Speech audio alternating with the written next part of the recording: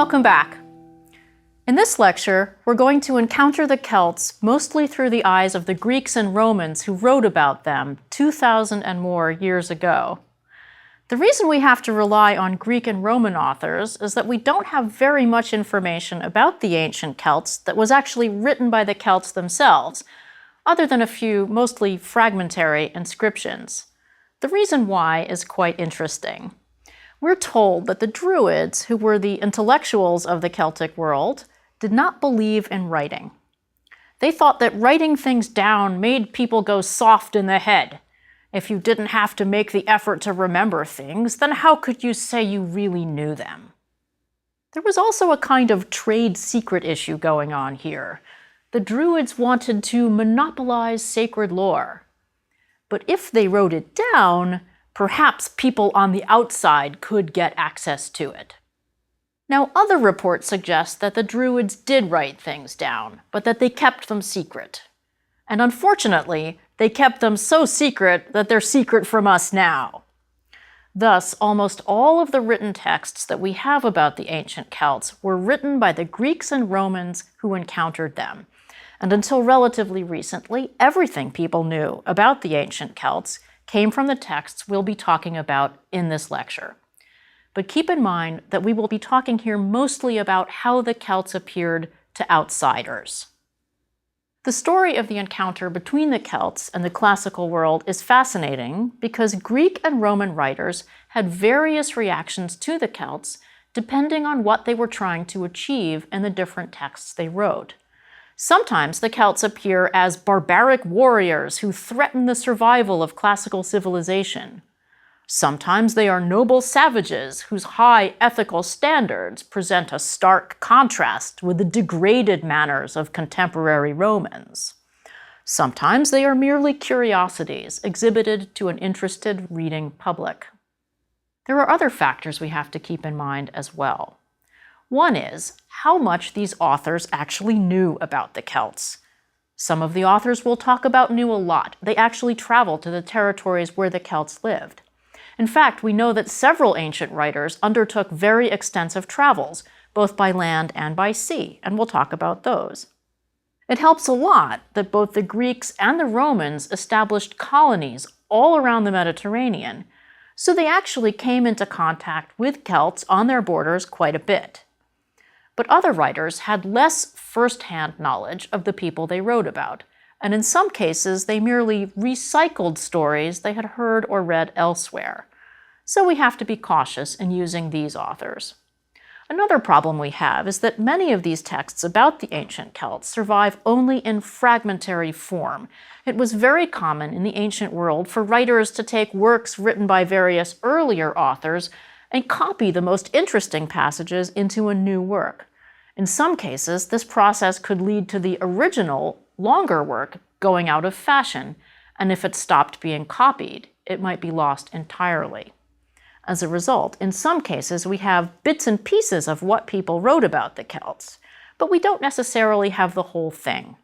So it's possible that we're getting only the greatest hits, perhaps the most lurid, interesting stories, and not the more day-to-day information that modern scholars would actually really love to have. So this is a second issue we have to keep in mind. Nevertheless, with all of these potential shortcomings, we're very lucky to have quite a bit of information about the ancient Celts that was written down by people who actually knew them or knew of them. So we're going to talk in this lecture about some of these authors who wrote about the Celts. But before we do, let's tackle a question that's quite important to our subject, the question of the name Celt and where it comes from. There is no easy answer to this question.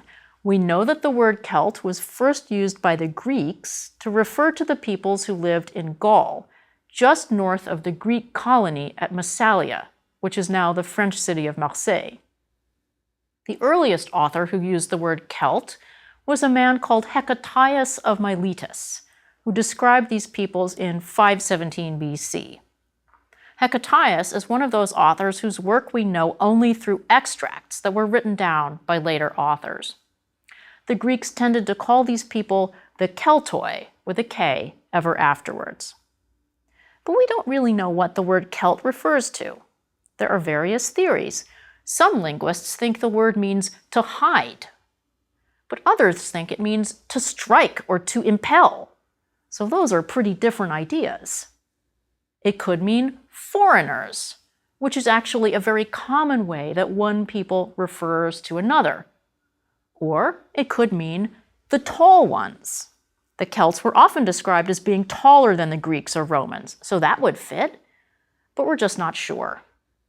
Then we have the problem of what the Romans called the Celts.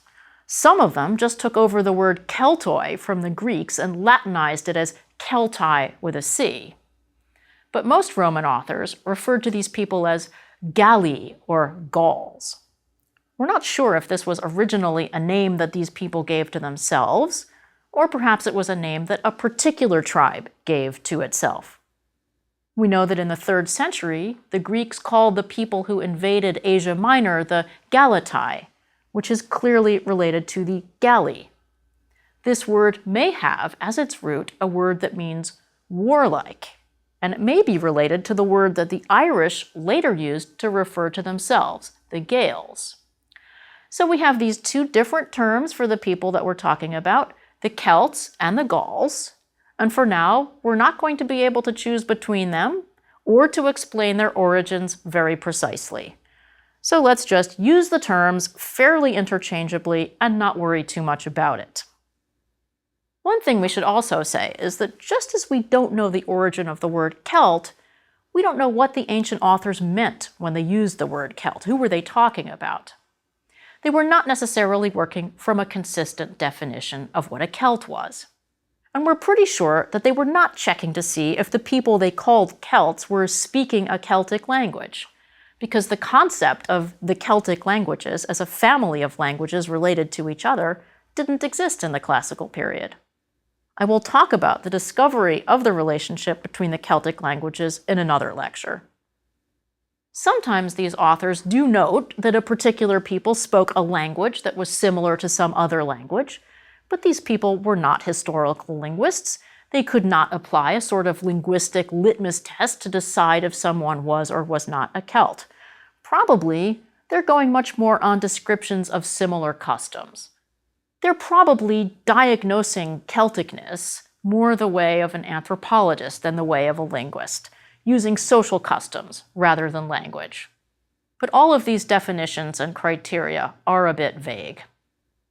One point to repeat here, though, before we go on, at the risk of beating a dead horse, is the fact that the ancient writers never referred to any residents of the British Isles or Ireland as Celts.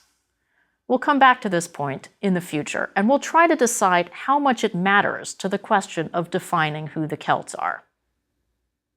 So, now that we have a lot of preliminaries out of the way, let's talk about what some of these ancient authors had to say about the Celts.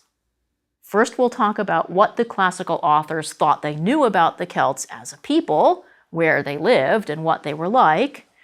Then we'll talk in more detail about relations between the Celts on the one hand and the Greeks and the Romans on the other, all along what we might think of as the frontier between their two worlds. We have some very vague indications, clustered about the time of Hecataeus of Miletus in the middle of the 1st millennium BC, that a people known as the Celts was believed to live in the north and west of Europe. The only thing that's clear about these early references is that these authors did not have the geography very straight at all. For example, the famous Greek historian Herodotus does not seem to be sure whether the Celts lived at the source of the Danube River or beyond the Pillars of Hercules, that is, beyond the Straits of Gibraltar. So he's not sure if the Celts come from Central Europe or from the western Atlantic coast of Europe. Some of these authors had a good excuse for their geographical confusion, namely the fact that they never really traveled to the supposed lands of the Celts at all. They were clearly going on rumors that they had picked up, rather than on actual first-hand information. But we do know that some travelers did venture into Celtic territory, and we have some tantalizing hints of what they found. For example, we have a very interesting poem called the Ora Maritima, or Sea Coasts, which was written in the 4th century AD by a poet named Avienus. Avienus claimed that the poem was based on the Massaliot Periplus, a text from the 6th century BC that lists the major ports and landmarks that a sailor could expect to encounter in the region around Massalia. The poem probably also contains information compiled by a Carthaginian author named Himilco that was based on a description of a Carthaginian voyage of exploration undertaken around 500 BC. Now, if these ancient authors were only vaguely sure of where the Celts came from, they were pretty sure they were up to no good. Fairly early on in the history of writing about the Celts, they got associated with certain traits that stigmatized them as barbarians. Aristotle, for instance, criticized the Celts for having a kind of crazed fearlessness, and he also reported disapprovingly on their predilection for homosexual relationships. Now, for a Greek to criticize the Celts for homosexuality is a bit much, I think. Greek elite society was very tolerant of homosexual relationships. And I'm not sure Aristotle really had accurate information about the sexual mores of the Celts.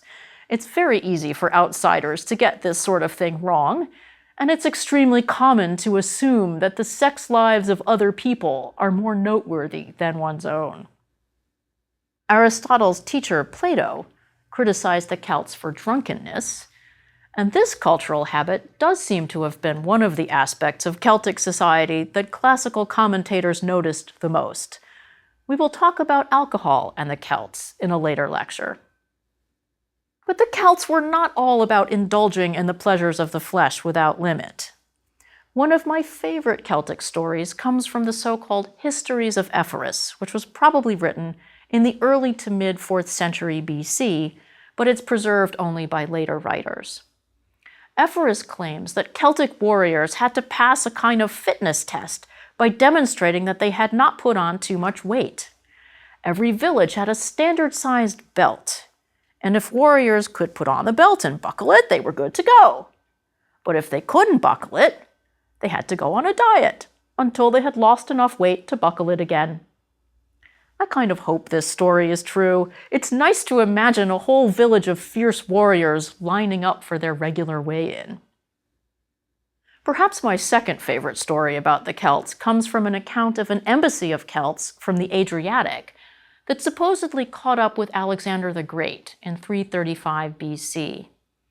Apparently, the great man was impressed by their fearlessness, and so he asked if there was anything whatsoever that they actually feared.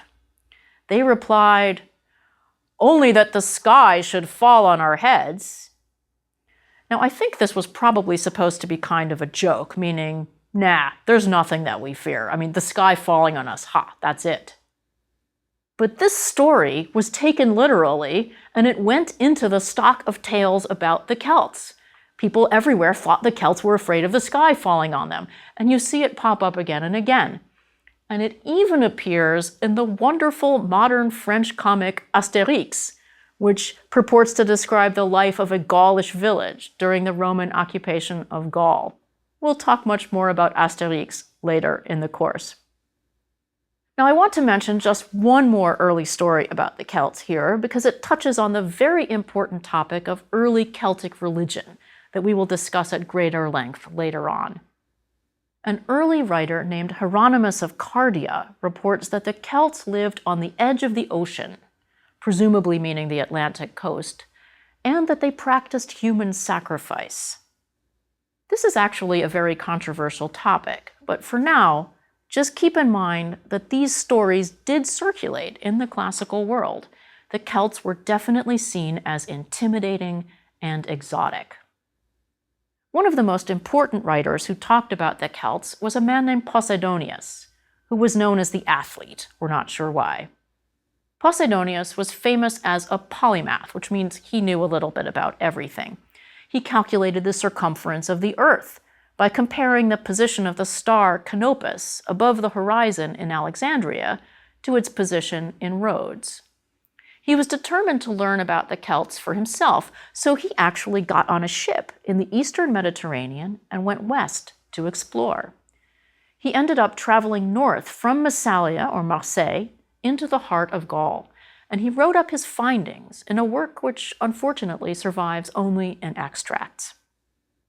The work of Posidonius is fundamental to our understanding of the Celts, and the stories he told became a kind of template that other authors would refer back to. Julius Caesar, for example, would rely on Posidonius extensively. Posidonius is the first writer to note that the Celts displayed the severed heads of their enemies. The cult of the severed head really struck people in the classical world as noteworthy, which should not surprise us.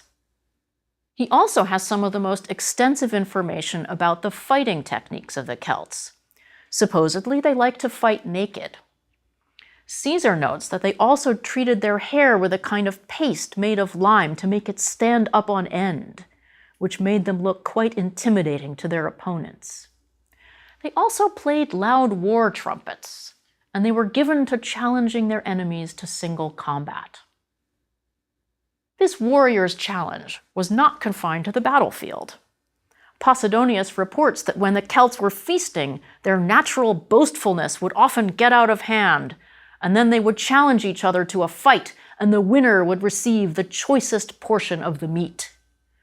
The competition for the so-called hero's portion was another aspect of Celtic society that really captured the imaginations of classical readers.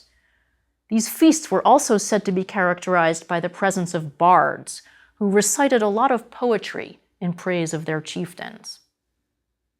One last favorite story about the Celts that probably comes from Posidonius's lost text.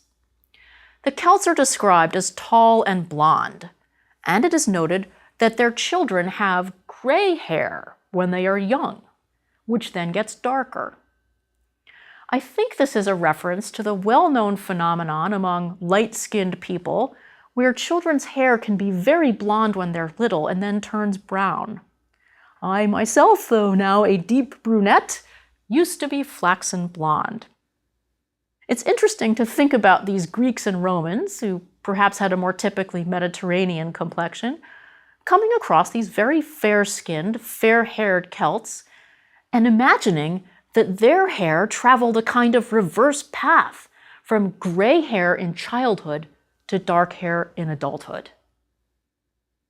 So now that we've gotten some information out there about some of the general characteristics that the classical authors attributed to the Celts, let's talk a little about their encounter with the classical world. In this lecture, we're going to talk about 3 regions where the Celts met up with their classical counterparts. First Italy, then Greece, then Spain. And this order roughly reflects the chronology of when the Romans and Greeks went up against the Celts militarily. Let's start with the Italian peninsula, where Celts were an important presence for as far back as we have written sources to go on. There seem to have been Celtic speakers in northern Italy from very early on. In fact, some of the earliest Celtic inscriptions we have are from northern Italy, from the people we know as the Lepanti. The Lepanti apparently spoke a language related to Gaulish or Gallic. They lived in the area just north of Milan, around the great Italian lakes. This is where the Lepantic inscriptions have been found, dating from as early as 550 BC. They're written in a northern Italian script related to Etruscan, and they seem to have been, these people, very much a part of the landscape. They're not invaders. They had just always been there. But there were other groups of Celtic speakers who seem to have appeared in northern Italy around 400 BC, probably attracted by the wealth and the wine of the Italian peninsula. They conquered the northern Italian plains, and that means they were conquering other Celtic speakers. And then they moved south on Rome. The Roman historian Livy, writing around the turn of the 1st century BC and the 1st century AD, tells us that in 390 BC, they sacked the city, or at least most of it. I've already told the story of the massacre of the elderly Roman senators, but supposedly the Capitoline Hill was saved from attack when the sacred geese, dedicated to Juno, sounded the alarm. Historians don't believe this. In reality, it's clear even from Livy that the Celts had to be bribed to go away. Modern scholars have now even cast doubt on whether the sack of Rome by the Gauls happened in the way that Livy describes. They note that another historian named Polybius, who was writing in the 2nd century BC, much closer to the events that Livy writes about, does not mention the Gaulish attack on Rome. But the story gets at a larger truth, which is that the Gauls of northern Italy were seen as a threat for a very long time. Finally, in 225 BC, a Celtic army was defeated by the Romans at the Battle of Telamon in Tuscany, north of Rome. And this was really the end of the Celts as an independent power in the north of Italy. From this point on, the Romans spoke about two Gauls, which were distinguished by their position with respect to the Alps. One Gaul was on the Italian side of the Alps. It was called Cisalpine Gaul, from the Latin word cis, which means on this side of. The other Gaul was called Transalpine Gaul, because it was across or on the other side of the Alps. So Cisalpine Gaul, the Italian part of Gaul, was now under Roman domination. But for now, Transalpine Gaul was something the Romans had no interest in reckoning with. We'll be coming back to it in a later lecture. Although the first people to write about the Celts were Greeks, these writers were not based in Greece itself, but rather in the Greek colonies of the Western Mediterranean, such as Massalia. It was only many years after the dramatic events in Rome in 390 BC that the first Celts actually encroached on the territory of Greece itself. I'd like to pause here for just a moment to discuss the Greek view of outsiders, whom they regarded as barbarians.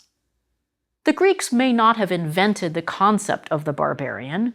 Many cultures have an aversion towards foreigners, but the Greeks did invent the actual word barbarian. Our word barbarian comes from the Greek encounter with other peoples. The Greeks thought that non-Greek speech sounded like bar, bar, bar. So they named a person who spoke a language other than Greek a barbaros. Then the Romans adopted the word, though to them it was someone who spoke anything other than Greek or Latin. So what happened between the Celts and the Greeks? In the early 3rd century BC, large groups of barbarians swept into Greece from the north. They were taking advantage of the collapse of the empire of Alexander the Great, who had died in 323 BC. In 281 BC, a group of people known to the Greeks as the Galatai, and later as the Galatians, defeated the Macedonian king Ptolemy. They then split into two main groups. One group, under a leader named Brennus, headed south in 279 BC towards the temple at Delphi, which was a tempting target because it basically functioned as a big bank. Apparently, the Greek gods, especially Pan, intervened to foil the attack by inducing panic among the invaders, who then retreated in great disorder. And their leader Brennus, in shame, committed suicide. According to one report, he took his own life by drinking undiluted wine. The Greeks had had a lucky escape, but they were very glad to see the back of these people.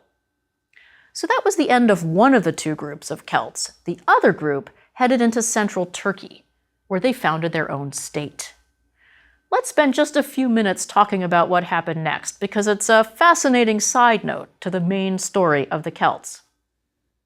The Galatians actually wound up in Turkey by invitation. At that time, present-day Turkey was divided up into many smaller states that were often at war with each other. The ruler of one of these states, the Kingdom of Bithynia, invited the Galatians in to serve as mercenaries.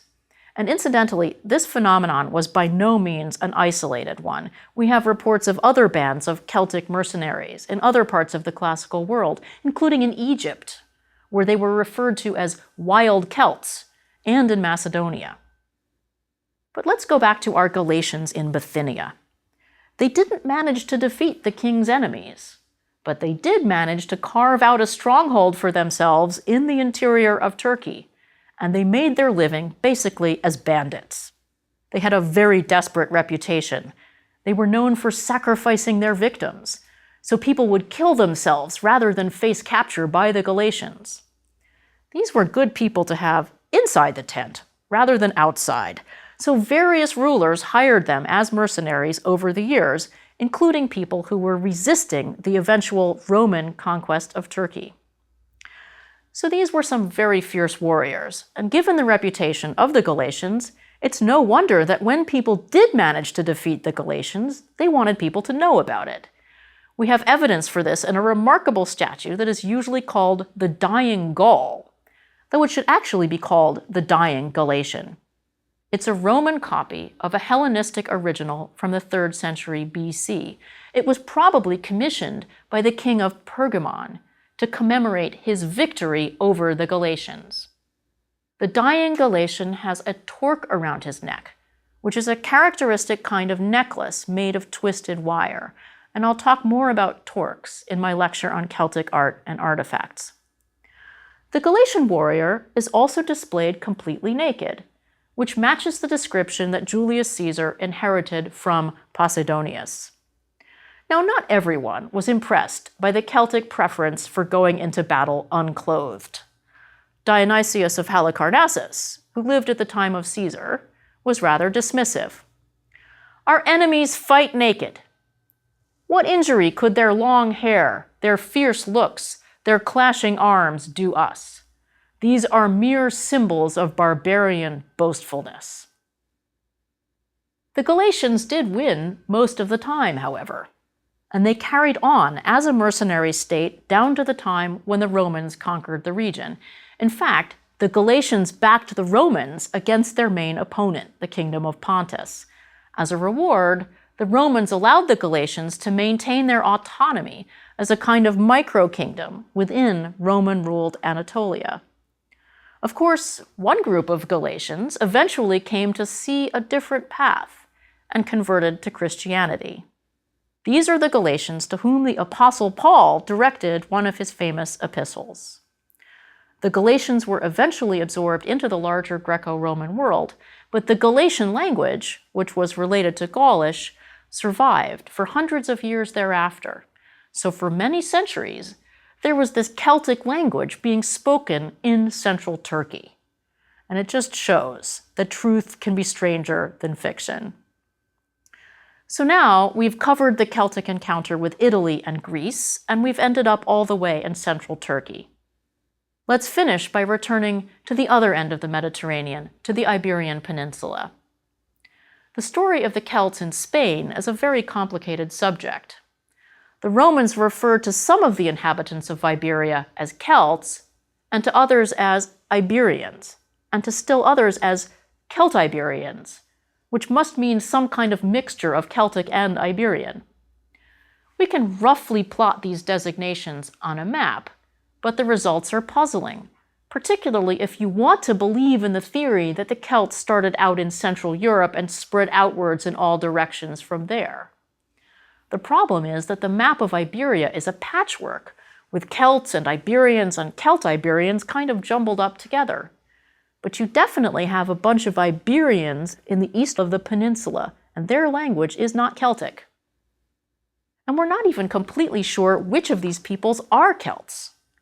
Some scholars are now arguing that the Tartessian language that we see in inscriptions that have come to light since the 1990s in the southwest of Iberia actually represents an even earlier form of the Celtic language than the Lepontic language found in northern Italy.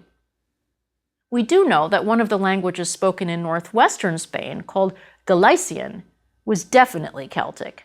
The Galician language is one of the big problems with the theory that Celtic started in Central Europe and spread outwards.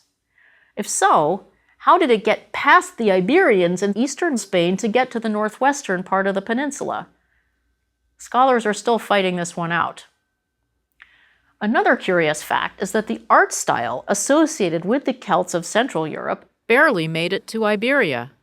So here you have people speaking a Celtic language, but not producing Celtic art. The Iberian evidence is one of our best indications that maybe all of the pieces of the old Celtic hypothesis do not fit together as neatly as we used to think. I just want to mention one very odd habit that the Celtiberians indulged in. They liked to rinse their teeth with urine. It turns out that urea is actually so good at cleaning teeth that some special dental health chewing gums today include it as an ingredient. Presumably, it's cleverly disguised with some long Latinate name that nobody can recognize.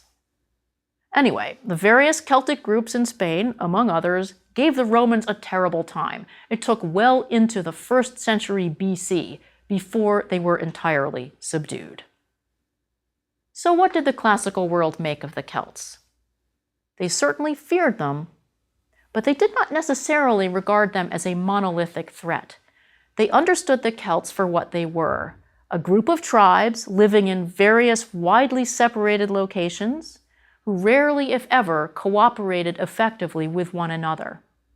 They tended to write about the Celts mostly as military opponents or as barbarian curiosities. Next time, we'll see what we learn about the Celts by using the techniques of archaeology. We'll see that a somewhat different picture of the Celts emerges. Some aspects of the picture painted by the classical authors are confirmed, but the art and artifacts of the Celts demonstrate that they were much more sophisticated than classical commentators were prepared to admit.